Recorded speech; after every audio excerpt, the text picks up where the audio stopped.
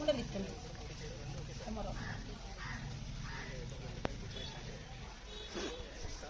అవన్నీ అప్పుడు ఈ రొట్టెలు వేరే రకం వస్తుంది. ఇప్పుడు అట్లా రావు. ఎంత మంచి జొన్నలన్నా అట్లా రాదు రొట్టె.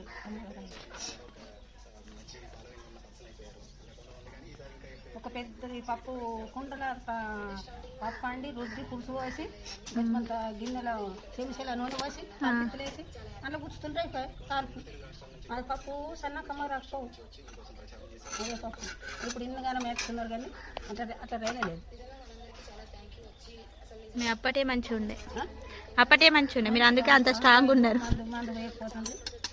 టమాటాలకు మందేడు, వంకాయలకు మందేడు, రాగల్లో సిద్ధగడ్డకు పెడుతుంది.